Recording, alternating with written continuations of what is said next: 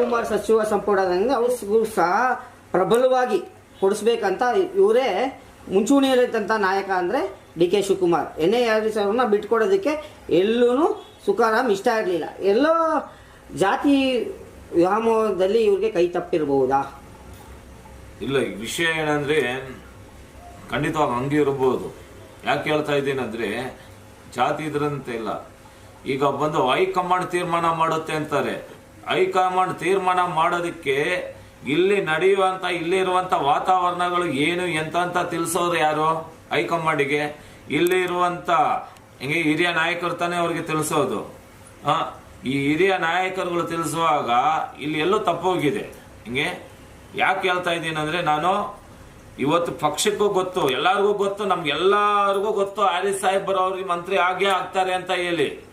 ಹಿಂಗೆ ಅವ್ರ ಪಕ್ಷವನ್ನು ಬೆಳೆಸ್ಕೊಂಡು ಬಂದಿದ್ದಂತ ರೀತಿ, ಅವ್ರ ಪಕ್ಷಕ್ಕಾಗಿ ದುಡ್ದಿದ್ದಂತ ಇದು ಆಗಿ ಎಲ್ಲ ಪ್ರತಿಯೊಂದು ಬೈ ಎಲೆಕ್ಷನ್ ಅಲ್ಲಿ ಅಲ್ಲೇ ಇದ್ರು.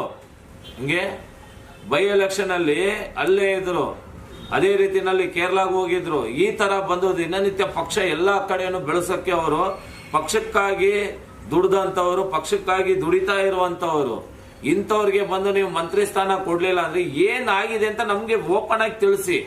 ಸರ್, ಎಷ್ಟೋ ಶಾಸಕರು ಹವಾಲುಗಳು ಏನಂತ ದುಡ್ಡುಗೋಸ್ಕರ ವ್ಯಾಪಾರಕ್ಕೆ ಇಟ್ಬಿಟ್ಟಿದ್ದಾರೆ. ದುಡ್ಡು ಕೊಟ್ರೆ ನಿಮ್ ಪಕ್ಷದಿಂದ ಸಚಿವ ಸ್ಥಾನ ಕೊಡ್ತಿದ್ದೀರಾ? ಮಾರಾಟಕ್ಕಿದೆಯಾ ಸಚಿವ ಸ್ಥಾನ ಅಂತ? ಹಿಂಗೆ ಸಚಿವ ಸ್ಥಾನ ಈಗ ಕಾಂಗ್ರೆಸ್ ಪಕ್ಷದಲ್ಲಿ ಮಾರಾಟಕ್ಕೆ ಇಟ್ಟಿದಾರ ಅಂತ ಹೇಳಿ ನಮ್ದು ಪ್ರಶ್ನೆ ಇದೆ. ಯಾಕೆ ಹೇಳಿ? ಈಗ ದುಡ್ಡು ಕೊಟ್ಟವ್ರಿಗೆ ಇದು ಮಾಡೋದು, ನಿಷ್ಠಾವಂತ ಕಾರ್ಯಕರ್ತನಿಗೆ ಯಾವುದೇ ರೀತಿ ಸಚಿವ ಸ್ಥಾನ ಕೊಡೋದಿಲ್ಲ, ಯಾವುದೇ ರೀತಿ ಅಧಿಕಾರ ಕೊಡೋದಿಲ್ಲ. ಹಿಂಗೆ ಹೀಗಿದ್ರೆ ಹೆಂಗ್ ಬೆಳೀತೆ ಪಕ್ಷ? ನೀವು ಇವತ್ತು ನಡ್ಕೊಂತ ಇರುವಂತ ರೀತಿ, ಮಾಡುವಂತ ರೀತಿ ನೇರವಾಗಿ ರಾಹುಲ್ ಗಾಂಧಿ ಅವ್ರಿಗೆ ಹೇಳ್ತಾ ಇದ್ದೀನಿ.